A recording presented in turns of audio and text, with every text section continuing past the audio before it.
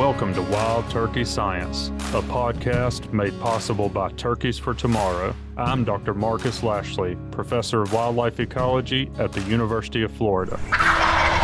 And I'm Dr. Will Goolsby, Professor of Wildlife Ecology and Management at Auburn University. We're both lifelong hunters and devoted scientists who are passionate about hunting, managing, and researching wild turkeys. In this podcast, we'll explore turkey research, speak to the experts in the field, and address the difficult questions related to wild turkey ecology and management. Our goal is to serve as your connection to wild turkey science.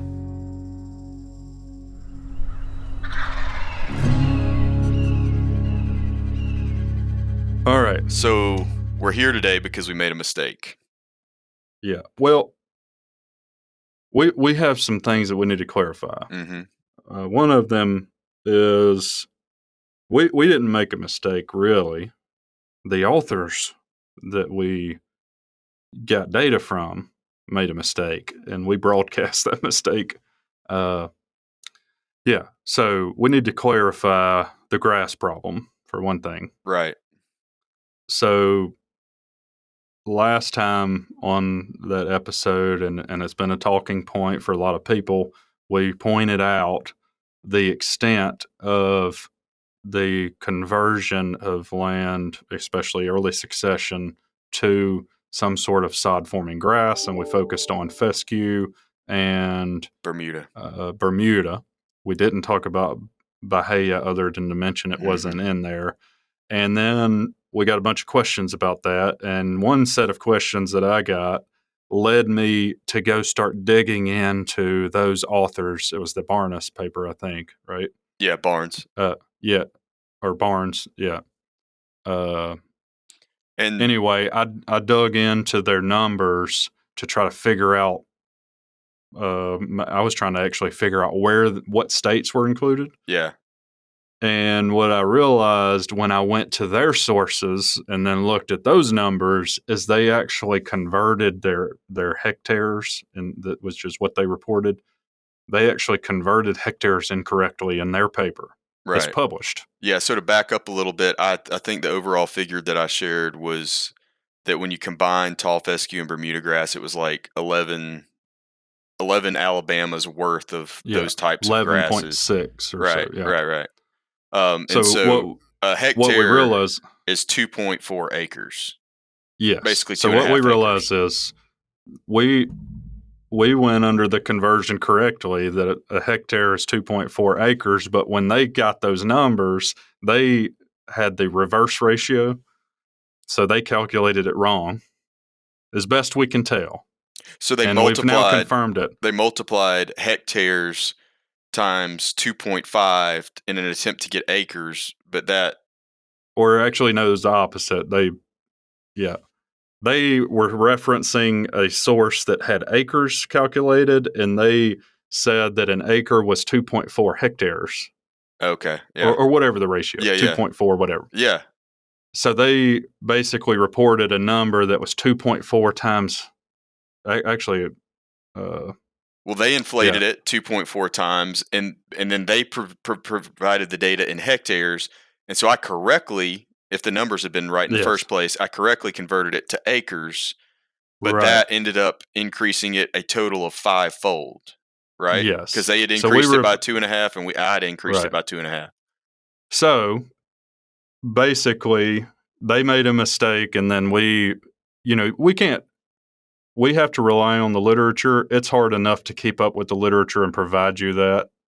And we can't go back behind everybody and try to recalculate whatever they did. That's not practical. We just have to trust the peer review process on that. Right. And sometimes, it's not perfect. Sometimes things get through like that. It was an honest mistake. It wasn't even part of the main paper. It was in the introduction of that paper where they were referencing other references. So probably an honest mistake, but it made us say numbers that were not correct, and then some people were asking questions, which made us realize that.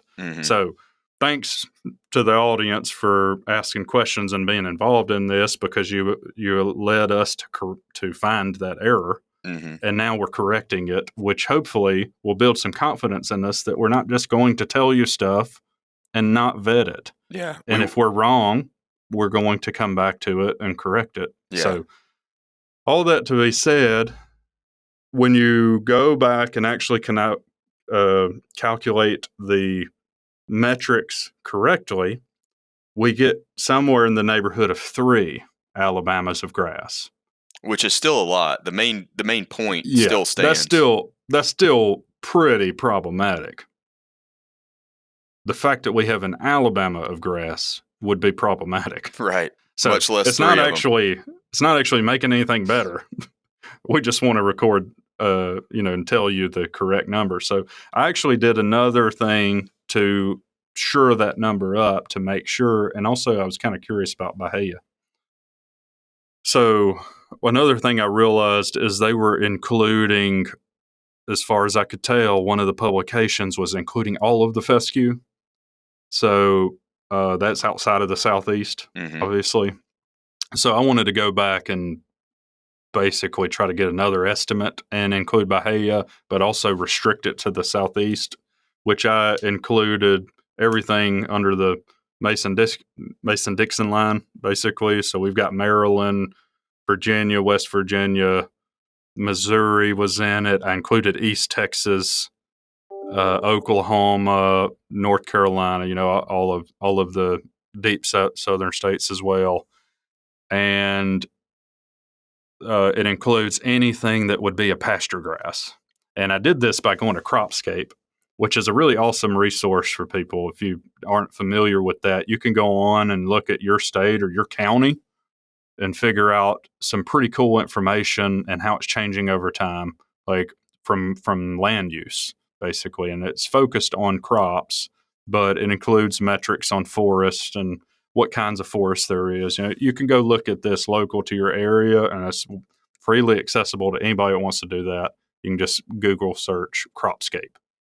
So I went through Cropscape and calculated for all these states the amount of what they characterize as grass pasture or sod, I think are the two things that they had in there. And I just added those together and looked at it for all the states. And when I did that for all the what we would consider southern states, there was still about 3.2 Alabamas if you include only East Texas. If you include the whole state of Texas, it's about 4 Alabamas. So we got 4 Alabamas of what Cropscape indicates is pasture grass. So these sod forming grasses. So that's still a problem. Yeah. But we just wanted to give you accurate numbers. So now we have 2 sources that are indicating that we're somewhere in the neighborhood of 3 to 4 Alabamas. And if you calculate the area of all those states, we only have like 11 or 12 Alabamas worth of it, of space. Yeah. So we're talking about a significant proportion of the landscape. That's right. So the point still stands. We just wanted to make sure our numbers were correct.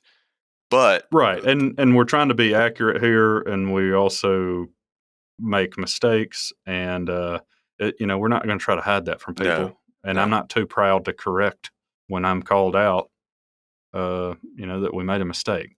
Our mistake in this case wasn't actually ours. It was relying on a literature that made a mistake, and we caught it. So. But we also don't want to promote inaccurate information. That's right. But there's one other. I think it's pretty accurate to say that grass is still a problem. and as far as we know, everything else in the episode that we just released is accurate. Yeah, it's especially the stuff related to loblolly pine conversion and the acreages and percentages associated with that, et cetera. Yeah, the influence of grass on productivity of quail, like all those numbers, as far as we know, are accurate. But we wanted to correct that one that we know now is most likely inflated in our previous episode. Right. There was one other thing that I thought was important for us to address today. Do you mind if I go ahead and bring that up? No, I don't think that'll be okay. So yeah, do it, please. Lay it on me. So I got some feedback. Well, we got lots of feedback related to this that I'm about to go into, as well as several other things that we're going to get into in a minute too. Yes. So this is a meaty, if you will, bonus episode. But I realized from some of the listener feedback that not everybody speaks in Alabamas. Oh. Some people are used to counting in Mississippis. Well, I used to count time in Mississippi's. Right. And I think that's where this comment stemmed from. Mississippi. Yeah. I still do that. My kids do that. Yeah. But do you know, let's just use that baseline number of it was actually 3.18 Alabama's worth of exotic grass, right? Right. And that's unless you include all of Texas, which then it's right at 4. Okay. Well, do you want to take a guess at how many Mississippis that is? I don't want to guess. It's 3.3 Mississippis. Alabama and Mississippi are almost the exact same size. You look at a map and you would guess that, but I didn't realize just how close they were. Yeah, that's pretty close. But so Mississippi's slightly smaller than Alabama. That's right. It's like, 1 and some change million acres. Okay. Do you know how many Rhode Islands that is? Not right offhand. 108. 108 Rhode Islands is a Mississippi, or what? No, that's how much pasture grass we've got. It's 108 Rhode Islands worth of pasture grass. 108 Rhode Islands. Or 0.25 Alaskas, or 0.62 Texases. Texases? Texases. That doesn't seem like it's a thing. I figured I'd just throw that out there for you. Well, here's one for you. I'm not very funny, so if I latch on to something that strikes a chord with you in the audience, I tend to kind of keep running with it. I see. So you may have this conversion method come up again in a future episode. Yeah. Well, if you measure the gait of a turkey, how many steps is it for a turkey to walk from southern tip of Alabama to the northern tip? Do you have this calculated? No, I don't. Oh. I'm just thinking about ways we could measure things that would make it, put it into perspective for people. Somebody's going to calculate that and send it to us. Or, you could use average beard lengths. How many average beard lengths would it take to span Alabama? For you or for me? Ooh, burned. You'd have to multiply it by 2 for all those Jakes. Yeah. We'll just say it's beard rot. That wasn't a Jake. That was beard rot. Yeah, we can't do spur length because some of the ones I kill don't have spurs. Okay. Well, speaking of burning, we need to get on some burning things too. Yeah. But before we do that, another thing I wanted to make clear, based on feedback from a bunch of people. When we were talking about NRCS, well, a couple of things. One, technically, you go through the Farm Service Agency. They're administering those things now. I forgot about that. The Farm Service Agency administers the CRP program, the Conservation Reserve Program, but NRCS biologists take over the plan development. Right. So we're trying to be accurate here, and we didn't mean to mislead people on that. I don't think it matters that much in the context of what we were talking about, but that was something that was brought up. Another thing about that is a third, I think it was 30-something%, right, of CRP was to plant grass, non-native grass. So we were picking on that. That's not to say, and that is not intended as a wildlife habitat enhancement. Right. Practice. It's not for wildlife habitat. It's for some other purpose like erosion or water quality or something else. It's not wildlife.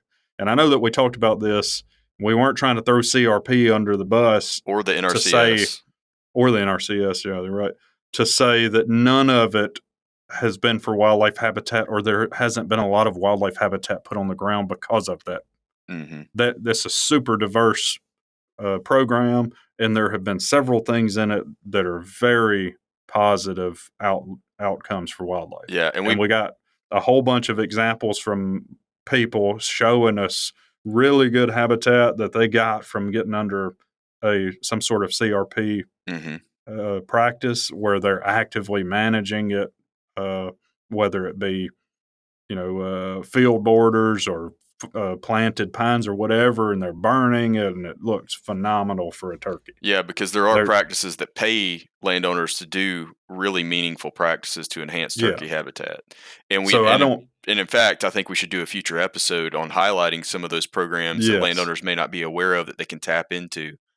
Yeah, because a lot of our audience, you have some opportunities to help you get really high quality habitat on the ground.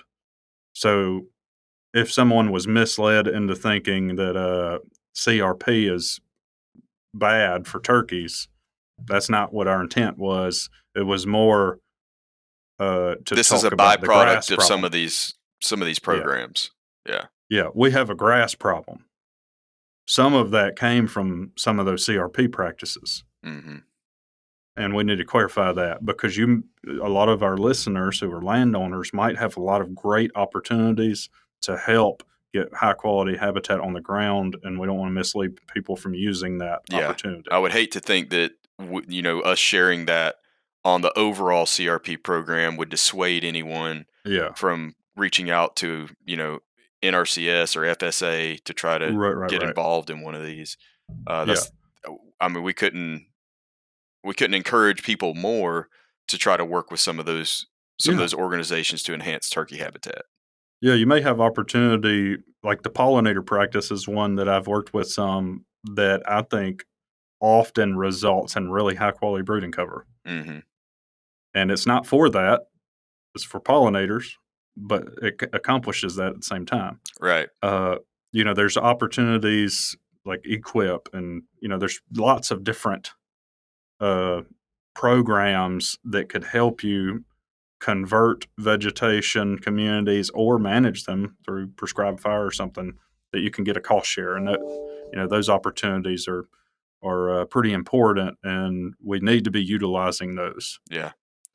But we still had a lot of grass planted under some of those practices that were not for wildlife. Right. Yeah, and I think the last major thing that we really wanted to address today is apparently it came across to some folks that we were trying to encourage landowners, managers, hunters to burn during nesting season to benefit turkeys. And that's not what we were trying to do. Yeah, I think the message was missed for some people. Yeah. So we weren't, just to be very clear up front, we weren't suggesting that burning during nesting season results in better vegetation outcomes for turkeys than burning during other times of the year. We really don't have good data on that, in fact. And, you and I are both involved with a project that Craig Harper's leading where we're trying to get a better handle on vegetation responses to burning during different times of the year. What we were trying to relay, and it's something that you and I discussed even this morning on the phone, and you've shared many times on the air, on this platform, and on others, is that what we're trying to say is if you have a burn program and you're not able to accomplish burning all of the acres that need to be burned within a given year, don't further limit yourself by completely and utterly refusing to burn during the nesting season because of the fear of a loss of a few nests. And I think some of the people, and hopefully a few of them at least listen to this, that were really outspoken in opposition to that episode. I think that they would even agree with me that, if I'm a landowner and there was like one 20-acre block that I didn't get to this year during the dormant season before nesting, it's getting out of control with brushy, like young hardwood invasion, and turkeys aren't even using it. I mean, I don't think any of those folks would argue that it's a good idea to go ahead and burn it this year because, one, it's a small stand, and two, there's likely not any hens even nesting in there. I burned a stand yesterday as part of that research project that fit that exact description. It was like 15 acres in size. It's been burned one time, but it was kind of a really patchy, low intensity burn a few years ago, and the hardwood understory was just running away. So we burned that. We got great coverage. We got great consumption of those hardwoods in the understory and midstory. We'll set those back. We'll increase the use of that area for turkey brooding, and there was not a single hen that flushed out of it. We thoroughly searched the unit after we burned it, and we didn't find any nest. So I think in that scenario, most people would agree with us that just using that time of the year to extend your burn season is a palatable option even to Mm-hmm. them. And to take that a step further, I don't think that either of us would ever suggest that any landowner burn extremely large, like hundreds of acres, um, areas during the nesting season intentionally on a repeated basis if the objective is to manage for turkey populations. Mm-hmm. Yeah, let me reiterate in a different way. Please. So, you ready? I You on the am. edge of your seat right now? No, I'm on I the mean, back. I'm on the back. occasionally, I'm on the back of it, but we'll see where I'm at by the end yeah. of this. Okay. Occasionally, I come up with some things that, they make folks think. We'll just say that. So if you're a landowner that you're getting all of your burning done without any problem, then there's no reason for you to burn during the nesting season. If you're able to accomplish it in other times of the year, you can largely accomplish your objectives with other times for turkey management. Like if you can get all your burning done in the dormant season and or the fall, depending on what the context is and what you're trying to achieve in terms of the vegetation structure and community, and you can get it all done in those windows, then there's no need for you to burn during the nesting. It's not going to necessarily help you with anything. Mm-hmm. Where it does help you is in the context that's much more common, where people cannot get their burning done in a couple of week window early in the year. So in that case, if you have especially some smaller units like you were talking about that are already progressed past a condition in which it's usable for turkeys, why are you worried about burning 20 or 30 acres during nesting if it's not nesting cover? If it's not usable for that reason, we shouldn't worry about it. And it's much more valuable for you to take the opportunity during nesting, if that's when you need to do it because of the time constraints. Go ahead and take that unit that's not that much acreage anyway, but it's unusable space, and create usable space that might actually be pretty good in the same year for brooding. So that's my point, is don't let that be a barrier to you accomplishing your burning objectives. Not switch all your burning to them. That's Mm-hmm. different things, and that's not what we're promoting. We're not saying that it's better for you to do all your burning and nesting. That's not it at all. If you need to use that time to get that level of burning that you're trying to accomplish done, don't let it be a complete barrier to you using that tool at that timing. So hopefully between the two of us, that is much more clear now. I'm not recommending to anybody that they try to figure out how to get all of their burning done during nesting. That's not it at all. So, and I think some of this, again, we've talked about it a lot. A lot of folks that seem to be really bent out of shape about this issue are people that are hunting on public lands that, for one reason or another, have constraints on what they need to accomplish and the resources they have to accomplish it, and we often end up with burning large blocks of land during nesting, and we agree that it's not desirable. You don't want to burn huge swaths of land if turkeys are your objective. You don't want to burn huge swaths of land during nesting. That's probably not a good idea. Mm-hmm. However, even in that circumstance, if we're choosing between not burning at all or burning during that time in that situation, probably better off having fire than not. Mm-hmm. Because I know in Florida, if you don't have fire for a little while, that can turn into something not usable by turkeys very fast. Yeah. And I would rather it be usable by turkeys, and even when it's burned in that context. That's right. So, hopefully that's clear to everybody.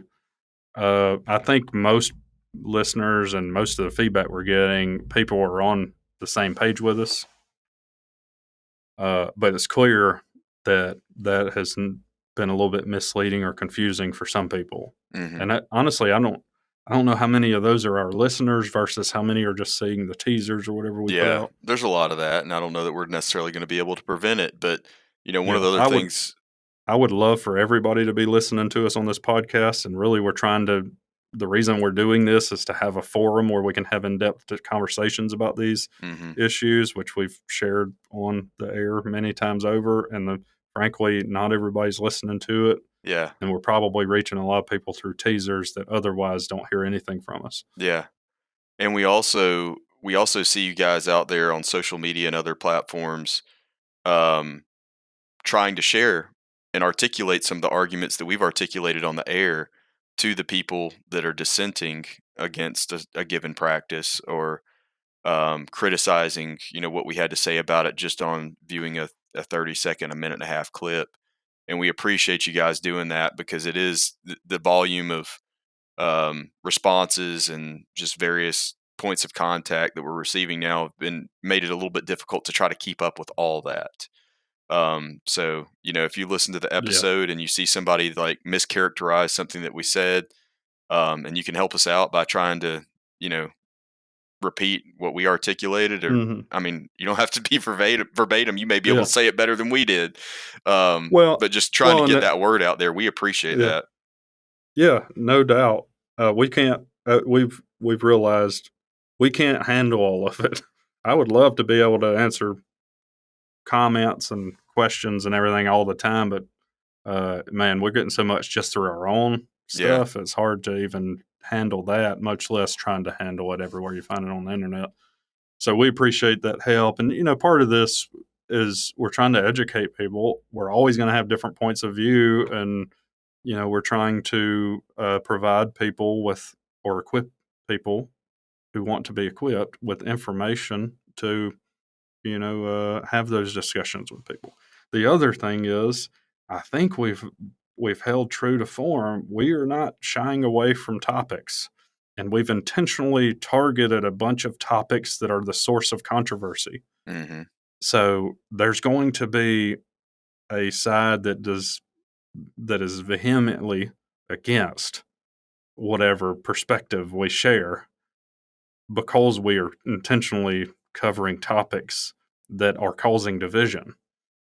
And we're trying to give you as objective of a viewpoint on it and data centric as we can give you, even sometimes when the authors of a paper get the numbers wrong. But at least we caught it. I appreciate your use of vehemently there. Yeah. Representing that Sumter County education. Hey, now, I can't even spell that word. That's the honest truth. I have a hard time even pronouncing it. You got it out. You got it out close to right the first time. Yeah. What, was it not correct? Oh, you were close. Don't worry about it. Vehemently. That's pronunciation. Hey, if we were knocking folks for pronunciation, we wouldn't own a podcast. Yeah, there's something about rocks and glass houses or something like that. I don't know what you're talking about now. Well, yeah. Thanks for everybody out there that's been giving us this feedback, and hopefully we're building confidence in folks that even when we make a mistake, we're going to come back. I'm not afraid to admit I'm wrong. I'm wrong quite a bit, actually. That's okay. But you know what? I think that you might have had a story for us. Do we have a little time for story time? I thought we agreed not to share that one. You're just pulling a bait and switch on me right now, because a bait and switch. I missed a turkey. Go on. That was the story. Okay. All right. Okay. Well, you know, one of my old friends came down to Florida, and we went on and laid the smackdown on another one. Nice. I'm gonna tell you what, and I really had nothing to do with it other than I was there. Mm-hmm. So this was not like some stroke of brilliance from old Ashley here. I just didn't screw it up. Yeah. But that turkey, man, we were out there in the woods, and it was kind of a slow start. We were listening from a spot, and we were on a property that another guy that I've been hunting with some and go back and forth with. He has access to it, and he's provided me some access. And in this case, one of my buddies from Mississippi came down, and we're listening in this traditional spot where you can hear several roost areas. And of course, at gobble time, we had some gobbling, but they were on the other property. Don't have access to them. So we kind of move up the hill and get on those turkeys in hopes, because it was the only ones we had heard at the time, in hopes that we might coax them over the line, you know.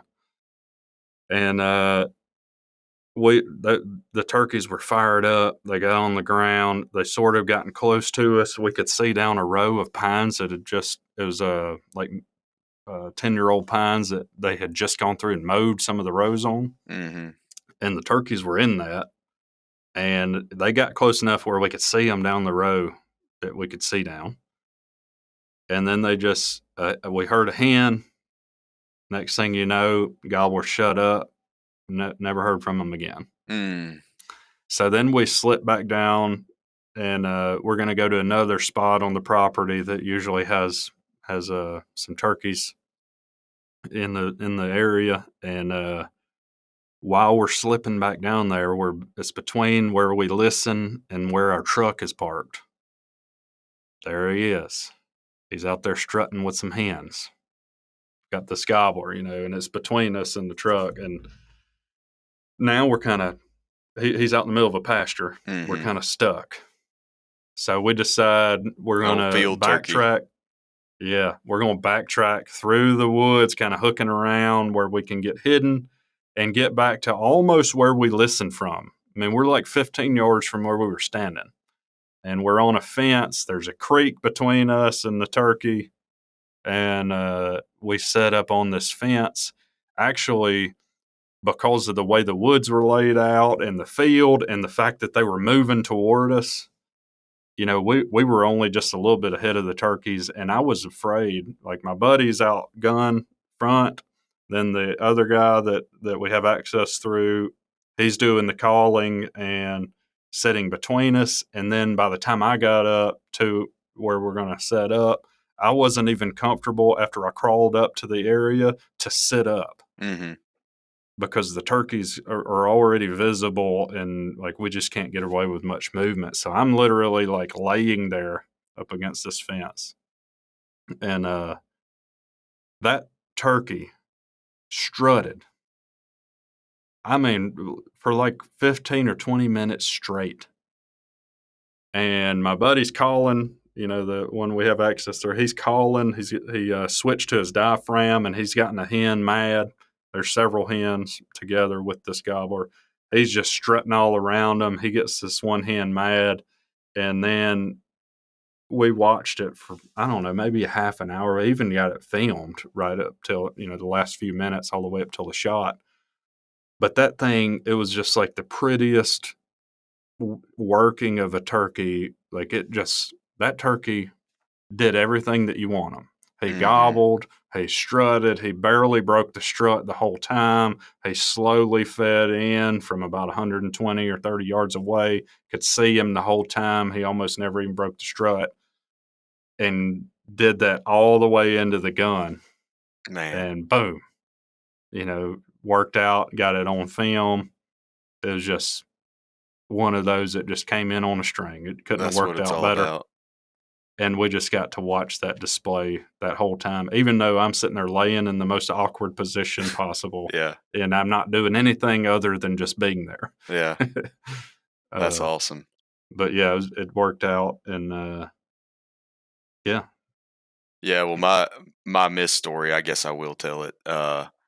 It was like, it was kind of like, not just like that hunt, but it was almost another version of a picture perfect turkey hunt until things went wrong. But so I was hunting with my buddy CJ. He's a former student of our program that I've kept in touch with, and he's a land manager now in West Central Georgia. So it's not that far of a drive, just a little under an hour for me. Mm-hmm. And so we went over there. This was a couple weeks ago, and we're he got a trail camera picture the night before, pretty close to fly up time. I mean, it was close to when the birds were going to go to roost.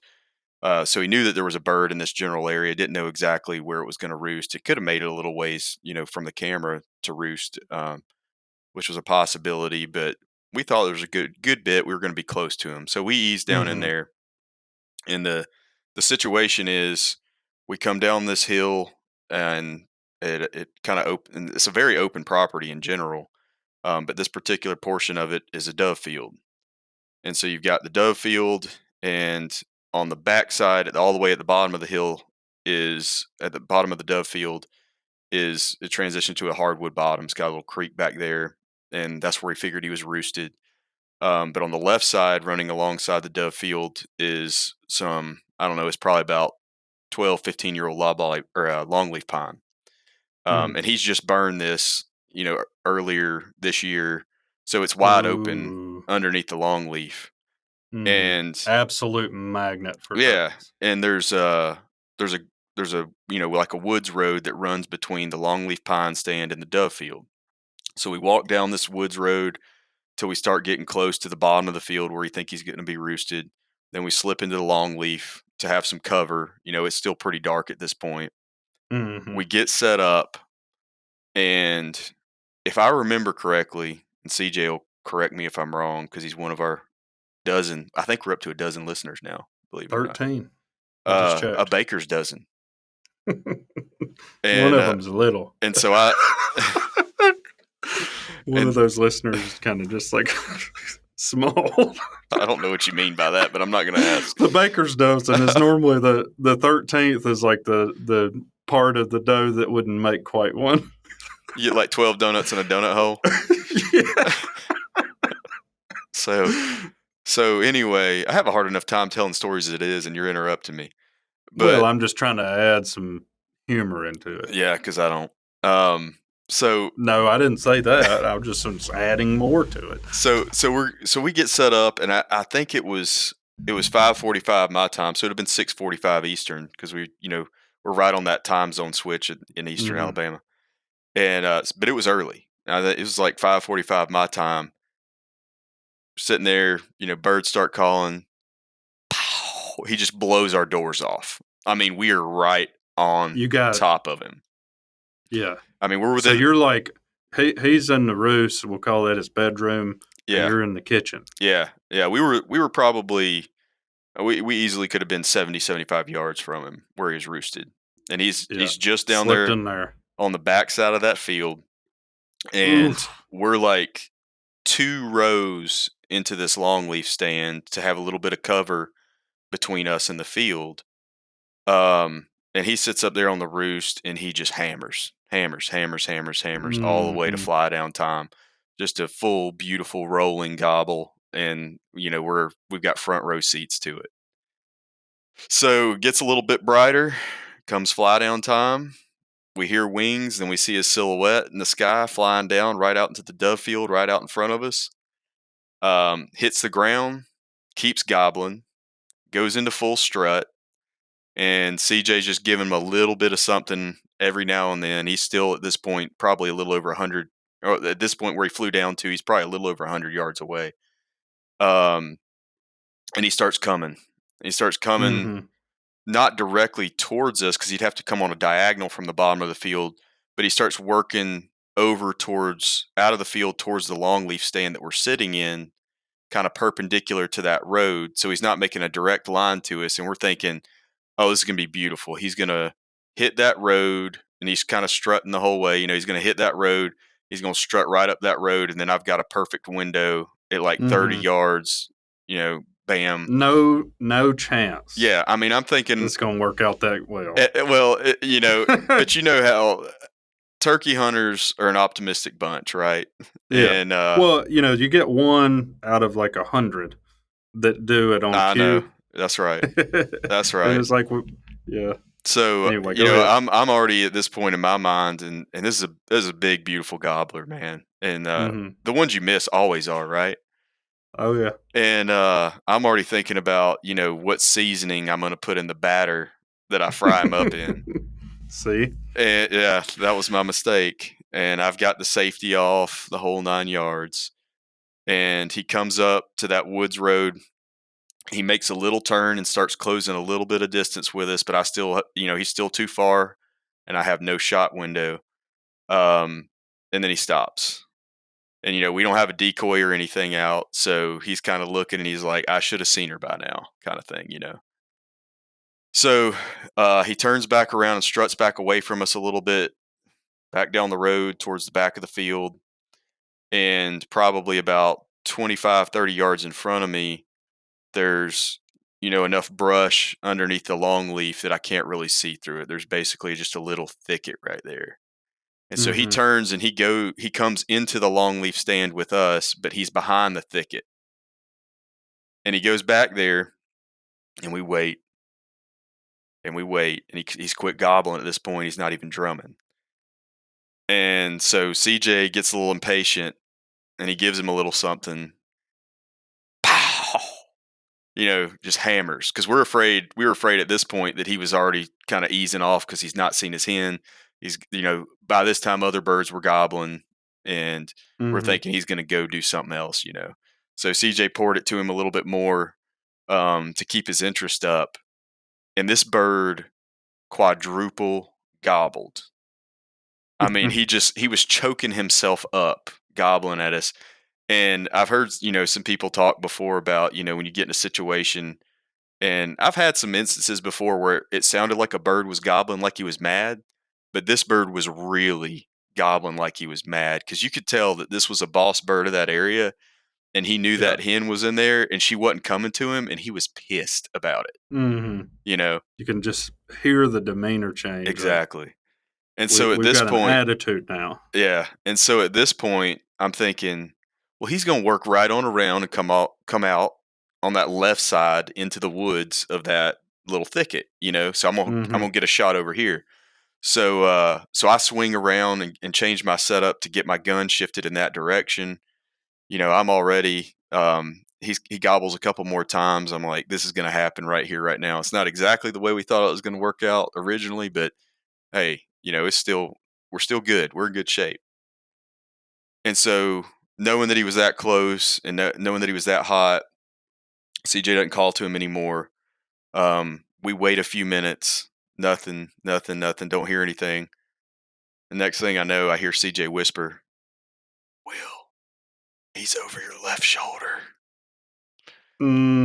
So snuck in. So he had circled around. There was a little bit of topography right there. So he went behind the thicket, dropped off over that little rise. So he's behind the hill, and he circles around and came in, you know, almost perfectly behind us. I turned my head first to try to locate him. I see white head, you know, sticking out between just a bunch of crap that I can't shoot through. He starts putting at us, and I'm like, I'm going to go ahead and try to swing around on him. I went ahead and tried to swing around on him, and he took a couple more steps, stepped into what I thought was an adequate lane to slip a shot through. Red dot comes up to my sight. I pull the trigger. Head disappears. I think I smoked him. We run over there. No feathers, no blood, no turkey. How far was it? He was at about 37, 38 yards. So well within range. Yeah, but what I didn't see, of course, you know, when you try to swing on one and make a quick shot like that, is all the obstruction that was between us and him, the little sweet gum saplings and all that stuff, and I retraced my See? steps, and there were pellets all over the place in those. Yeah. Well, another reason why you gotta get rid of the sweet gum. That's right. Wow. Do you need a better reason than that? Yeah, I can't think of one. Well, that's unfortunate. Yep. I can't say that, it hasn't happened to me. I've done plenty of things like that, and it hurts every time. Yeah. I'll tell a quick little follow up to that if anybody's still listening, but if not, at least I'll share it with you, Marcus. So CJ was kind enough to invite me out again the following week, and had an idea where a bird might be roosted. We get in there; it's kind of getting daylight at this point. He starts gobbling. We slip in a little bit closer, but it's too open where we are to get too close to him. But he flies down, starts kind of heading the other way, so we slip in behind him since he's heading in the other direction, and figure we can get in there close enough because he was roosted by himself to start Mhm. calling him, persuade him to come back into that stand. And so we go in there, and I get set up out front. He's calling again, and he does it by the book. This bird does it by the book. He just comes. I mean, we had from the time he first called. It isn't 5 minutes before the bird's standing right in front of me at well, he's actually a little bit off to my left side at 30 yards, maybe just a touch over it, but it was a Jake. Mm. It was I mean, he had a nice full gobble, big bird, body size wise, but it was definitely a Jake. But the funny thing about it, well, the sad thing about it first is that, he almost ended up wasting the whole hour of the first whole hour of the morning, and we didn't end up getting on another bird after that because we spent time with him. But the funny part of the story is he comes in, and like I said, he's standing at 30, maybe a touch over 30 off to my left. I mean, I could have easily shot him multiple times. But CJ's a little bit back behind me and offset to my left, so he's more directly in line with the bird. And while I'm sitting there just watching him, at this point I'm off my gun, and I'm just sitting there watching him for fun. And he's got his neck all craned out, looking around like, "Where is she? Where is she?" And and CJ just keeps pouring it to him, just calling, calling, calling. And I'm like, "What is he doing? Like, does he want this bird to just come sit in his lap or roost up on his shoulder?" Yeah. I mean, he Like, just what's it? just pouring it to him, and eventually, the bird doesn't putt or anything, but he just turns around in his tracks and just kind of trots right back out from where he came from.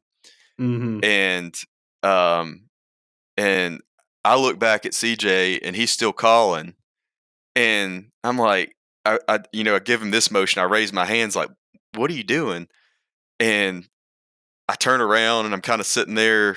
I'm thinking that maybe he's seen something that I haven't. And then my phone vibrates in my pocket, and I pull it out, and it's a text from him, and he said, "Did you see him?" He didn't see any of it. So I immediately turn around, yank down my face mask, and I just call. I'm like, "What are you talking about?"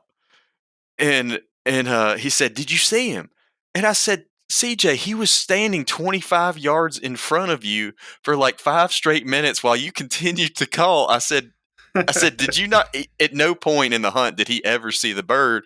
And I go back over there, and I sit down exactly where he was, and it just so happened that there was this, a clump of a few big trees that perfectly obscured the whole, process of him coming in from the time he came in till the time he left. He was, there was a tree Yeah. between the two of them.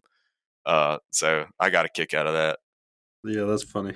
It also makes you wonder, how often are you hunting alone and that happens and you never Yeah. even know? Especially when one comes in that never gobbles, never drums or struts. He just Mhm. comes straight in, stops, looks around. You're still calling. He sees no Yeah, hen, and he just turns around and goes back out exactly the path that he came in through. yeah. Well, the one this past weekend, I wasn't doing the calling, but, you know, it, there's something special. The best hunts for me end up being when you have a henned up gobbler and you have a hen, this whole boss hen that gets Hmm. mad at you and you're doing that game. Yeah. And that's what that one this past weekend was. But it also, like, I noticed that my buddy was calling a lot more aggressively than I usually do, which Yeah. part of that is because he's way better at it than I am. Well, that's how I am. I'm But not an aggressive caller because the more I well, call, the more I they're mean, going to figure me out. but you're also playing the game. When you have a hand Mhm. that's mad, but we had no visual obstruction really. We could see this gobbler strutting from 100+ yards away, all the way in, and he was aggressively calling to it. But it had a harem of hens Yeah. with it, and one of them was upset about it, and she drug him right to us. Yeah. But also, he was paying no mind that there's another hen in the woods, even though he ought to be able to see us. Right? I mean, he Mhm. clearly could see us, and we're not. There's no hen there. We didn't have any decoys or anything, but he was just going back and forth with his hen, and it just, I learned from that. Yeah. First of all, sometimes it's okay to be more aggressive, even when you don't have that visual obstruction. Yeah. But I also learned that I really need to get better at calling. Same 'Cause here, man. he was, yeah. I felt like it used to, really up until this year, it was kind of a point of pride for me to do all my own calling, Mm-hmm. And like I would even feel a little bit embarrassed when I'd go, but you know how the tradition is, you go hunt with somebody else on their property and they're usually the one calling. But even in Mm-hmm. that scenario, I just felt a little bit like I'm not I'm not fully doing the thing if I'm not the Mm-hmm. one calling, you know what I'm saying? Yeah. Like it cheapened the experience. But I think what I'm coming, and maybe it's just, maturity coming a little Mm-hmm. bit with age. But I now recognize that I need to practice more humility and realize how much I stand to learn in those Mm-hmm. situations, because everybody hunts them a little differently, everybody calls to them Yeah. a little bit differently, and really you're just building up on your repertoire and catalog of Right. things that you can go back to and pull out in various scenarios that you find yourself running into in the turkey woods. Yeah. No, I agree with you. But I mean, then I think about it, and maybe everybody second guesses himself. But I've called in a bunch of turkeys for other people to kill, Hmm. and that I've killed. Uh, so obviously it's good enough. But then you hear other people, and it's like, man, they're doing things in a different way than I would do it. But you're right; it's a good practice of humility to realize that you always have something to learn. Yeah. And you get Uh, stuck in I think I get stuck in the same calling pattern sometimes too, and when I yeah, hear other people, the way they throw in certain clucks and cuts and the yeah. cadence and, Well, just that's one thing I keep the way his cadence. Like I have the same repertoire of yeah, sounds, but he was doing them in a different way than I usually do. yeah. So yeah, that diversity can be important. And did I tell? I don't think I told my last like a couple. I guess it was going on 2 weeks ago now. The hunt that I went on by myself. No, you told me that one, but Okay. you haven't shared it on the Well, air. we're kind of going into a lot of story time, but This is a bonus episode anyway. They can shut it off I if they know. don't wanna hear it. Well, there. First of all, I did want to bring up on the air that a couple of Florida-based companies have decided they were going to try to help with Florida turkey research by doing some different fundraising things, which I really appreciate. We've talked about this before. It's hard to fund turkey research, and we've got way different ways that we do that. Some of them are traditional ways, like getting state agency funding or whatever, but we also do some other things. We, do fundraisers or get donations or whatever. So you and I both have an account that we've set up for donations. If you guys are interested out there in helping us, that's super valuable funding because we can use it to do the kinds of work we need to do Mhm. rather than what we can find grant money from, which are not always the same thing. So anyway, these two companies decided that they're going to do a fundraiser um, for the Florida-based turkey research. So people out there, if you want to, we'll put a link in the show notes. You can buy a pack of calls, and they're donating part of the proceeds to the Florida turkey research, and also you're getting entered into a drawing for some other things, like if you donate to that purpose. So anyway, the reason I brought all that up is one of the guys with one of those companies invited me to come turkey hunting on public land near where he lived, and he had some spots picked out. And I came over the night before. Apparently, he had a sick kid issue about 2 a.m. in the morning. He sent me a text and was like, I can't go. I got a sick kid and I'm the only one who knows that what can that's keep like. this kid. Oh my gosh. It's like, come on, man. So anyway, I feel his pain. Like I've been dealing with the same stuff. For sure. Anyway, he sends me a pin. He's like, this is where I'd listen from. Like, have at it. So I go out on public land somewhere I've never been, navigate to a pen in the middle of the woods somewhere, and it's completely this other guy's. All of the legwork was done by this other guy, and he's like, "You're gonna hear turkeys. Like, pick one and go." You said it was public land on Key West, right? Key West. No, it actually wasn't even the U.S. Okay, it was Cuba. Yeah. So anyway, I go to this spot right on cue. Turkeys start gobbling all over me. They're all around me. He's put me right in the middle of a bunch, and they're gobbling their faces off. So in fact, I didn't know what to do because I don't know the lay of the land. I'm like, okay, I'm on Onyx, sitting here trying to figure out which way to go. If you're like me, you start thinking, how am I going to screw this up? I wasn't there yet. I was like, I don't even know what decision to make yet. So I finally decide I'm going to skirt this hillside. There's kind of a deer trail that I can walk quietly down, and I'm just going to keep skirting around. I've got like a little river, that I'm going to pinch the turkeys where they're roosted between this river and what looks like on Onyx a wetland that they don't want to get in. So I've kind of got this runway as best I can tell, and I'm going to get right in that. And if they come south, they're going to have to come past me. So that's what I thought was going to happen. So I go down and slip around there, and then by the time I get where I want to be, they're on the ground now. And I'm right in this runway, and it's just as you draw it up, there's this nice strip of open woodland for them to walk through. And it was a woodland, at least on one side of me. They've thinned it, kind of up on the hill where there's some vegetation responding to that. It's a little bit thicker in the understory, a little bit thicker than where you typically think of when strutting, but certainly not too thick for a turkey to navigate around in. But then on the other side where the turkeys are, it's kind of lowland, and it's pretty open for just that strip where I think they're going to have to basically come through me to get, to the thicker stuff.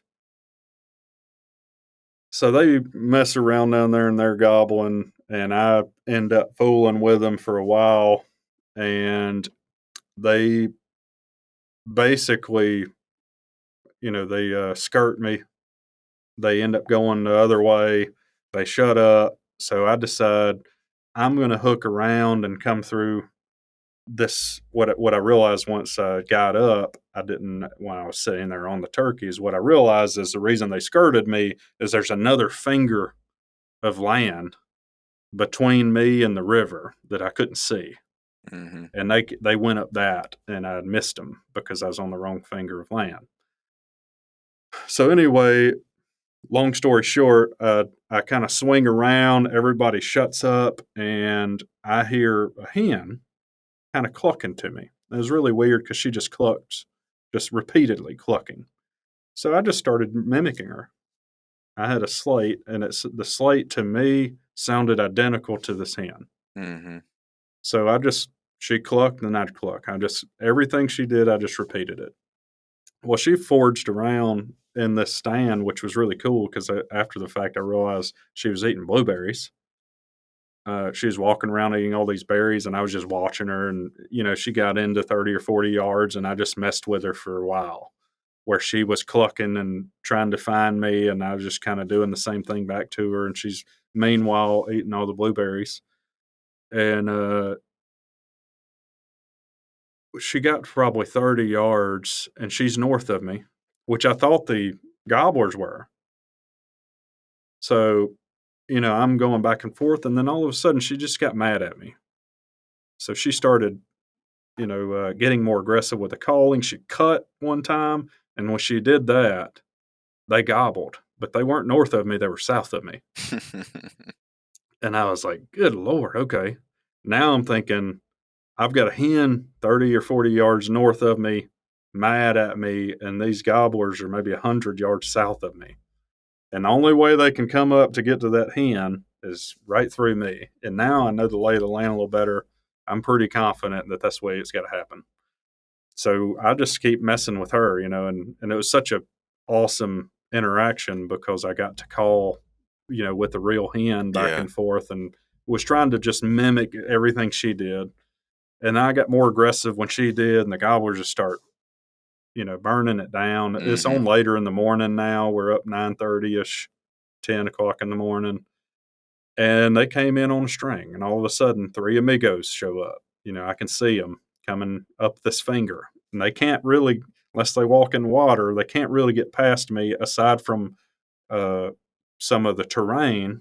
They can't really get through, and there's one portion where they have to walk into an opening. So I got turned where I'm looking through that opening. You were heating up the grease. Oh, yeah. I know they have to walk through that opening to get past me to this hen, and she did the most beautiful thing a hen's ever done for me. She got mad at me. We were going back and forth, and then when they got in sight, she was just like, you know what? I'm not about these guys. I'm going back this way. And she turned around, and she just started walking north, and she was mad about it too. And she's just making, whatever sounds, yelping and cutting and, all the stuff she was doing, clucking. But you could hear that same demeanor change. Mm-hmm. And she just drug those 3 amigos right to me because they were mad that she didn't want anything to do with them. And I had my hole that I'm looking through, and 2 of them popped out in that hole where they're lined up, and it was a high likelihood that I would have killed 2 if I shot. Mm-hmm. They're about 35 yards. And after they get past that, the terrain, it's sort of... And you weren't allowed to kill 2, right? Well, I've already killed 1. Yeah. So I only have 1 more tag. Right. So I didn't take the shot because of that. Well, and I thought I might get turned and get another opportunity at them before they get out of range. And I had some cover and stuff where I was going to be able to do that. And I did get turned, but the way that they walked through the terrain, I did not get another shot. So I was sitting there like, man, so now it's 10:30ish. So I get up on the hillside, I slip out of there after they moved on past me and I got out of the game. I get up on the hillside and I was like, well, I'm getting close to where I'm going to have to leave. I'm going to just let out a nice, bold hen call, and, I was just going to yelp real loud and see if I get any response, last-ditch effort. Well, I yelp, and a bird gobbles right on me, like right here, and I was in that thicker cover, so I couldn't see very far. In fact, the longest place I could shoot was about 25 yards or so. Mm-hmm. And this bird, I can hear the bird immediately is like getting close, and the gobble was already close, but then I can hear the bird, and then I start seeing some movement. I'm standing there in the middle of that, and I was just kicking myself. I was like, you don't ever call without your face mask and gloves on, ever. But it was my last ditch effort, Yeah. So I literally just sat down. It wouldn't have happened if you were ready. No, I sat down, and I did not have my gloves or my mask on. But I was sitting there, and I was like, okay, I got this one hole. I could shoot 25 yards. I can see this bird kind of moving, but by the time it gets in that hole where I'm going to be exposed, it's dead. And so it kind of works its way up, and then I realize there's 2 whiteheads. And I'm like, okay, there's 2 birds together. One of them I see him gobble. And then right before he gets in that hole, he goes into strut, and I can see that the fan is a Jake fan. So he steps out in the hole and just looking around. They never even got spooked. I don't have my mask on or anything. And, of course, I got a beard, so I guess that helped some. But, yeah, I almost shot this Jake because he came in white-headed goblin. Yeah. And if he had not gone into strut where I could see his fan, I would have shot him. Yeah. But I ended up letting him go. And I'm not going to go on with the rest of the hunt because that wasn't the end of it. But one gobbled past them while I could see them and ended up getting on another set of birds and didn't make it happen before I had to leave.